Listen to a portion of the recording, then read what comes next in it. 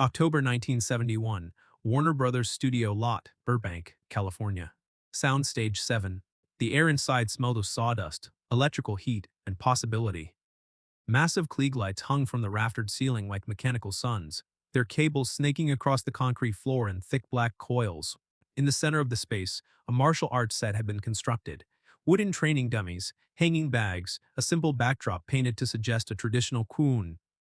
The temperature hovered near 85 degrees despite the industrial fans humming in the corners. Bruce Lee stood off to the side, 31 years old, 5 feet 7 inches, 135 pounds of precisely calibrated muscle and focused intention. He wore simple black cotton pants and a fitted black shirt, his dark hair swept back from his face. His posture was relaxed but alert, weight balanced evenly, hands loose at his sides. Around him, the film crew moved with the organized chaos of Hollywood production. Grips adjusting lights, sound technicians checking levels, assistant directors consulting clipboards. This was supposed to be his moment. After years of bit parts, after playing Kato on television while white actors got starring roles, after returning to Hong Kong to prove his worth in films that shattered box office records, Bruce was finally here. Hollywood was finally ready to give him a leading role in an American production. The Way of the Dragon had made him a phenomenon in Asia. Now Warner Brothers wanted to capture that lightning. But there was a problem no one had anticipated. The camera operator, a veteran named Carl Reynolds, 48 years old, 23 years in the industry, gray-haired and perpetually squinting, stood behind his Mitchell BNC camera, mounted on a heavy wooden dolly. He'd filmed everything from westerns to war pictures. He knew his equipment like a pianist knows his instrument. Beside him stood the director, a man named Robert Klaus, relatively new to action films but experienced enough to know when something wasn't working. They'd been trying to film a simple demonstration scene for over an hour. The footage was supposed to show Bruce performing basic techniques, punches, kicks, movements that would establish his character's martial arts credibility. Standard stuff. But when they developed the first few takes and reviewed them in the screening room earlier that morning, something bizarre had appeared on film. Or rather, something hadn't appeared. Robert approached Bruce, his clipboard pressed against his chest, his expression caught between confusion and frustration. "Bruce, we need to talk about the footage." Bruce turned, his dark eyes calm and attentive. "What's the problem? Your movements?" Robert paused, choosing his words carefully. "They're not registering." Bruce's eyebrow raised slightly. "Not registering?" Carl stepped forward, his weathered hands gesturing as he explained. "The camera is running at 24 frames per second. Industry standard. But when we reviewed the takes, your strikes are—" He trailed off, shaking his head. "They're blurred. Completely blurred. We can see you in your starting position, and we can see you in your ending position, but the actual movement in between is just a streak. It looks like a camera malfunction." The crew nearby had stopped their work, pretending not to listen, but absolutely listening. A property master paused with a training dummy in his hands. A lighting technician on a ladder froze mid-adjustment. Everyone wanted to hear how this would be resolved. Bruce absorbed this information without visible reaction. Then he did something unexpected. He smiled. Not a smug smile, not arrogant, something closer to understanding, tinged with irony. "So I'm moving too fast for your camera to capture." It wasn't a question. It was a statement of simple fact, delivered with the same tone someone might use to observe that water is wet. Robert shifted his weight, uncomfortable. "I've never encountered this problem before. In 20 years of filming action sequences, boxers, stuntmen, professional fighters, I've never had someone move faster than—" The camera could record. A assistant director, a younger man named Tom with fashionable sideburns and a cocky attitude, couldn't help interjecting, "Come on. No offense, Bruce, but that's not physically possible. The camera captures motion at 24 frames per second. If you're too blurred, it's a focus issue or a shutter speed problem. No human moves fast enough to actually outpace film." The set went quiet. Carl shot Tom a warning look, but the damage was done. The skepticism hung in the air like cigarette smoke. Bruce turned to face Tom fully. His expression remained neutral, but there was something in his stillness that suggested complete awareness. A predator's patience. When he spoke, his voice was soft, measured, almost gentle. "You think it's a technical error." Tom, committed now, shrugged. "I'm just saying from a physics standpoint, show me your hand." Tom blinked. "What?" "Hold out your hand. Palm up." Confused but unwilling to back down in front of the crew, Tom extended his right hand, palm facing upward. Bruce stepped closer until he stood directly in front of the younger man, less than 2 feet separating them. The crew formed an unconscious semicircle around them, drawn by the sudden tension. "Watch my hand," Bruce said quietly. He raised his right hand slowly, deliberately, positioning it about 6 inches above Tom's open palm. "I'm going to strike your hand. Try to pull it away before I make contact." Tom's confident expression flickered. "I don't want to. You won't get hurt. You're going to move your hand before I can touch you. That's the point." Bruce's dark eyes held steady contact with Tom's. "You're young. Good reflexes. You're skeptical about speed, so let's test it. If you pull your hand away before I hit it, you prove your point. If I'm fast enough to strike before you can react, maybe there's something to consider." The challenge was gentle in tone, but absolute in substance. Tom glanced around at the watching crew, trapped now by his own skepticism and the male ego that couldn't back down. "Fine. Okay." Bruce waited, his hand hovering motionless above Tom's palm. His body showed no tension, no preparatory movement. He looked almost relaxed. "Ready? I'll count down 3.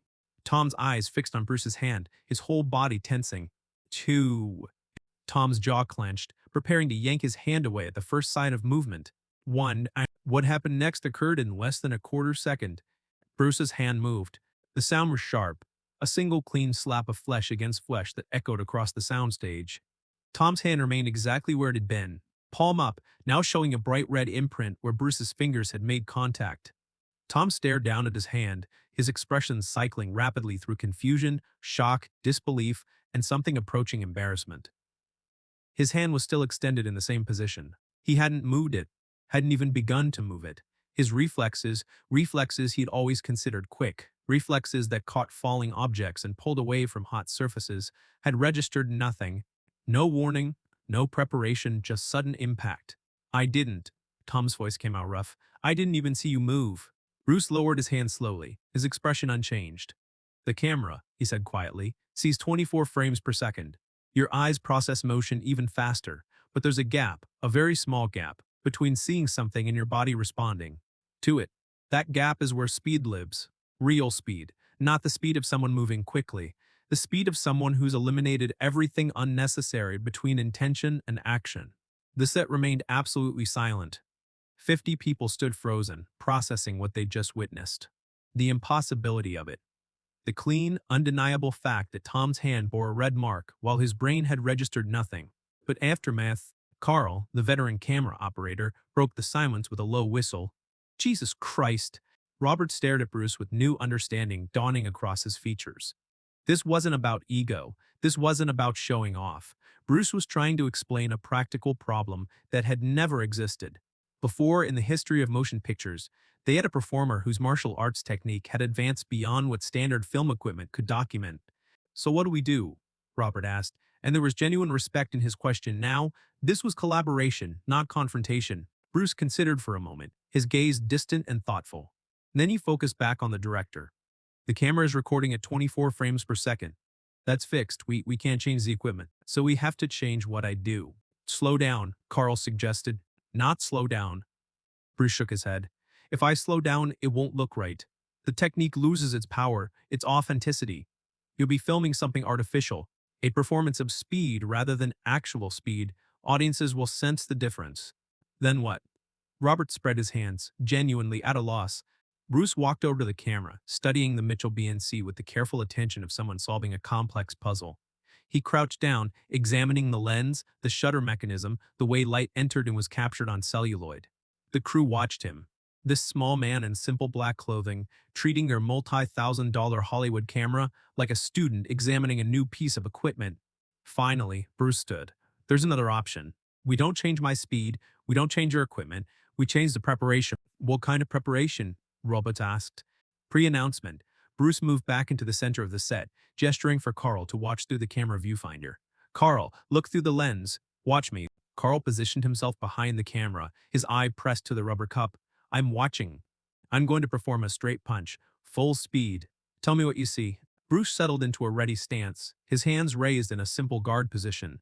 Then, without any visible telegraphing, his right fist shot forward in a perfectly linear strike. The sound was a sharp hiss of displaced air. Carl jerked back from the viewfinder. "Jesus, okay, yeah, I see what you mean. It's just a blur. Now watch again."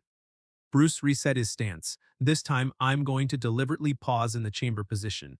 Here, he drew his fist back to his hip, holding it there. This position is already inefficient. In actual combat, I wouldn't chamber like this because it telegraphs the strike. But for the camera, this pause gives you a clear frame. Then I'll execute. Bruce held the chambered position for a full second. Then his fist exploded forward. Carl remained at the viewfinder this time, nodding slowly. Better, I still get blurred during the strike itself, but at least I have clear before and after frames. The audience can understand that a punch happened, even if they can't see every stage of it, so, exactly. Bruce relaxed his stance. We're not trying to capture reality. We're trying to create the appearance of reality in a way that film can document. So I add these artificial pause points. Chambering that's too big. Recovery positions that I hold slightly longer. Techniques broken into stages with clear frames between them. It's not how I would actually fight, but it's how the camera needs me to fight. Robert was making notes on his clipboard, his mind already racing through the implications. So for every sequence, we need to choreograph not just for visual impact, but for frame registration. Yes, Bruce crossed his arms, his expression serious now. And there's something else you need to understand. I'm going to have to hold back significantly. The techniques you'll film aren't going to be full power. Because full power, full speed, the camera can't capture it. And honestly, it wouldn't be safe for whoever I'm working with. Tom, still standing off to the side nursing his red palm, spoke up again. His voice had lost its earlier cockiness, replaced by genuine curiosity. How much are you holding back right now? In general? Bruce glanced at him, and for just a moment, something flickered in those dark eyes. Not anger, not pride, but a kind of isolation. The loneliness of existing at a level of skill that couldn't be fully expressed or shared.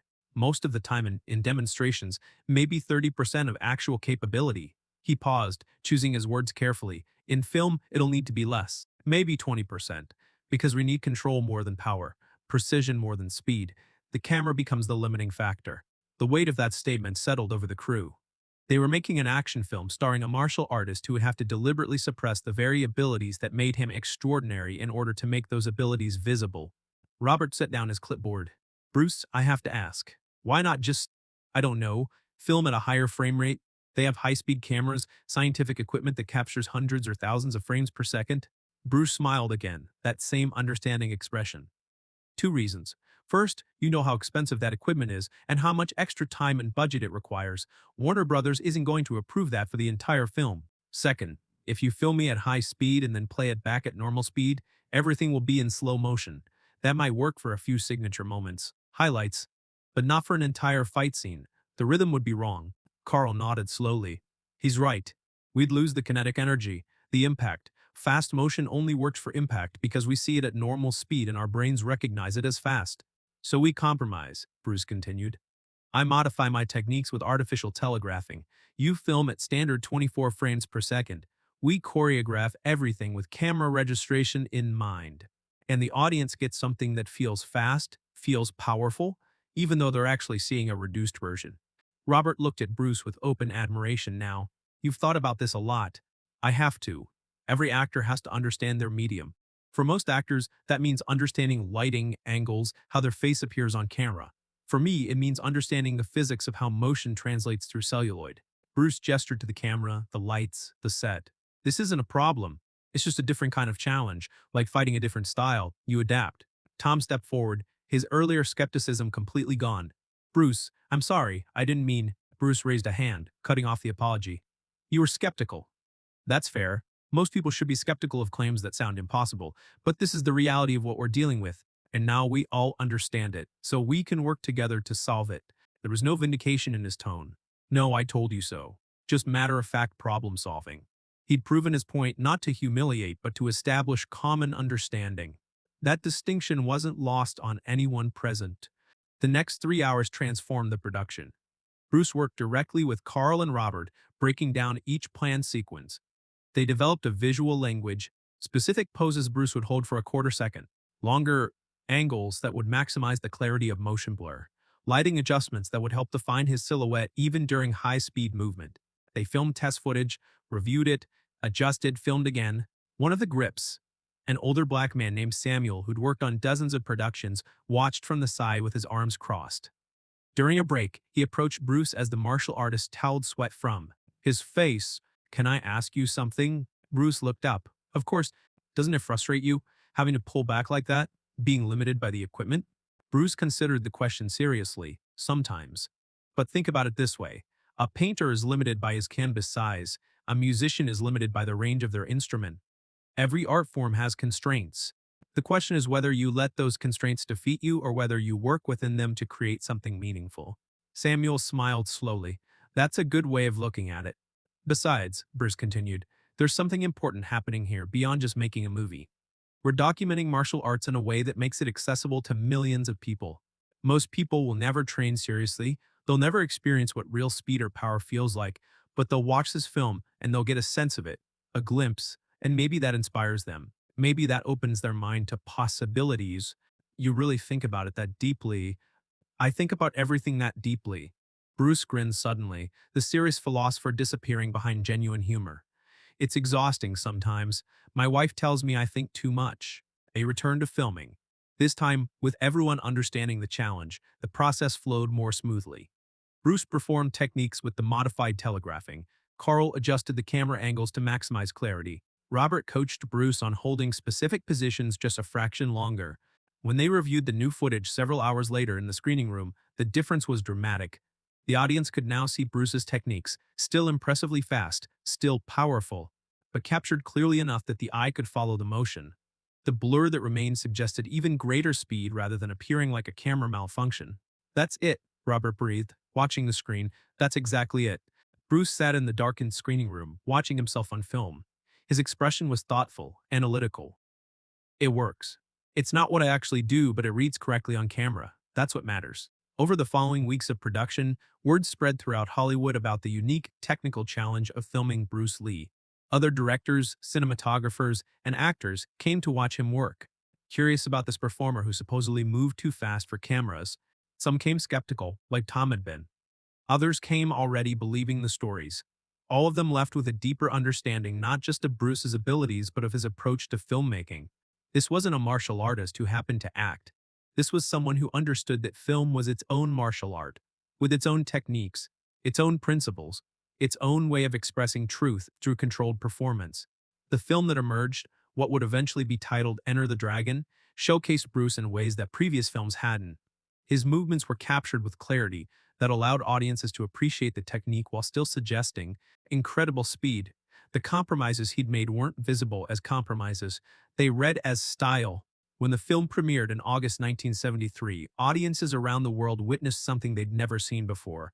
The martial arts sequences possessed an intensity, a realism, a kinetic energy that made everything that came before look staged and artificial. Critics struggled to describe what made Bruce's screen presence so compelling. They talked about charisma, about intensity, about the way the camera loved him. What they didn't know, what they couldn't know, was that they were watching a carefully calibrated reduction of something even more extraordinary. They were seeing 20% of actual capability modified and adapted to work within the limitations of film technology. They were watching the impossible made visible through deliberate constraint.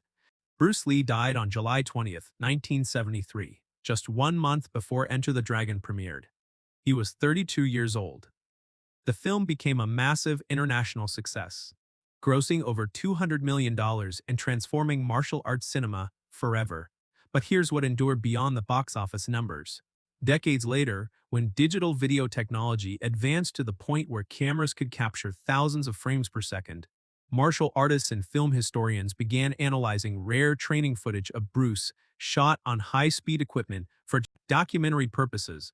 What they found confirmed what that camera crew in 1971 had experienced firsthand. At full speed, at full power, Bruce's techniques moved at velocities that seemed to violate normal human kinetic limitations. Punches that traveled from guard to full extension in less than 5/100ths of a second. Kicks that reached head height in 3/100ths of a second. Movements that appeared in high-speed playback to possess a fluidity and efficiency that suggested something beyond just physical training. A level of neuromuscular optimization that redefined what fast meant. The filmmakers who'd worked with him weren't exaggerating. The camera limitations weren't technical errors. Bruce genuinely possessed a speed that standard film equipment couldn't capture without specialized adaptation. And he'd been humble enough, professional enough, to reduce what he could do so that others could see even a fraction of it. In martial arts schools around the world today, instructors use Bruce's films as teaching tools. They break down his techniques frame by frame, analyzing footwork and body mechanics. What they're studying isn't Bruce at his peak. It's Bruce deliberately constrained, performing at a fraction of his capability so that cameras could document it and students could learn from it. The real Bruce, the full speed, full power version, existed only in person, experienced only by the few who trained with him or faced him. That Bruce outpaced not just opponents, but the technology designed to capture motion itself. Which raises a question worth considering. How many people in your life are operating at a fraction of their true capability because the environments they're in can't accommodate their full capacity? How many colleagues, friends, family members are deliberately constraining themselves to fit into systems that weren't designed for their particular excellence? And more uncomfortably, when you encounter someone whose abilities seem to exceed normal parameters, is your first instinct skepticism or curiosity? Do you assume technical error? Or do you consider the possibility that your measuring tools might be inadequate?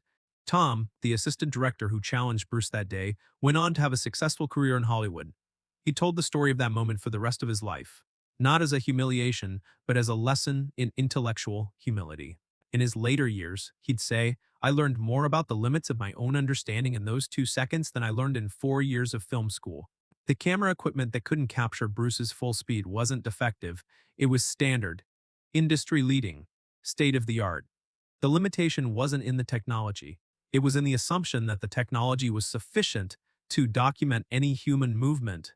Bruce understood something profound. Sometimes greatness means reducing yourself so others can witness even a portion of what you've achieved. Sometimes the most powerful demonstration of ability is the willingness to constrain it. He moved too fast for cameras to capture, so he slowed down. Not because he had to, but because he chose to. Because sharing a reduced version of mastery was more valuable than protecting the full version in isolation. That might be the most important lesson he taught. Not the techniques, not the speed, but the grace to meet people where they are. Even when where they are is far below where you stand. The impossible becomes possible when you're willing to modify the impossible into something others can comprehend. That's not weakness. That's teaching. That's legacy. That's the way